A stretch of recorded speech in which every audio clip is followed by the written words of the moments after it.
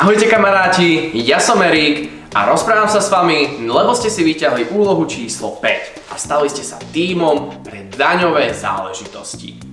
Vaša úloha je mierne zvláštna, lebo na prvej strane toho veľa nemáte. Skôr musíte vy sami pochopiť, čo sú to dane a prečo ich platíme. A následne to musíte vysvetliť spolužiakom. Dane sú niečo, s čím ste sa určite stretli. Vždy, keď idete do obchodu a kúpite si čokoľvek, platíte daň z pridanej hodnoty. To sú tie 3 písmenka DPH, ktoré vidíte na každom bločku. Nuž, a na čo sa ale štát zbiera dane? Nuž, preto, aby financoval veci, ktoré neplatí nikto z nás, ale vlastne ich platíme všetci. Škola nefunguje zadarmo. Nesvieti sa v škole len tak, lampy verejného osvetlenia tiež nie sú spoplatnené, nehádžete korunu, aby zasvietili, ale všetko niečo stojí. Nuž, to sa platí práve z daní.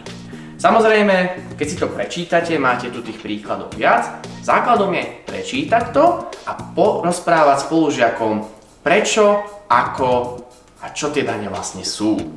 No ale s daňami súvisí ešte druhá vec, a to je faktúra. Lebo to, či vy ste zaplatili časť z vášho zisku štátu, sa treba aj... Lebo to, či ste zaplatili časť vášho zisku štátu, treba aj skontrolovať. Bohužiaľ existujú aj nečestní ľudia a spôsob, ako to kontrolovať, je faktúra.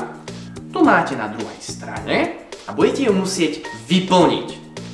Na predchádzajúcej strane ešte máte úlohu, máte modelovú situáciu, v ktorej niekto si ide kúpiť váš výrobok a vy mu musíte vystaviť doklad, faktúru.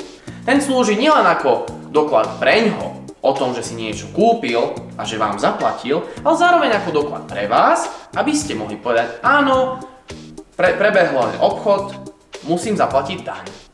Tieto veci sú dôležité, úrady ich budú od vás potrebovať. Takže vyplníte údaje vaše, údaje na faktúre, či číslo, dátum, údaje kupujúceho, čo sa predalo, za koľko kusov, no a nakoniec je dobré napísať nejaké poďakovanie alebo nejakú obchodnú frázu. A keď to budete mať hotové, podielte sa so spolužiakmi o tom, ako sa taká faktúra vyplňa a čo má obsahovať.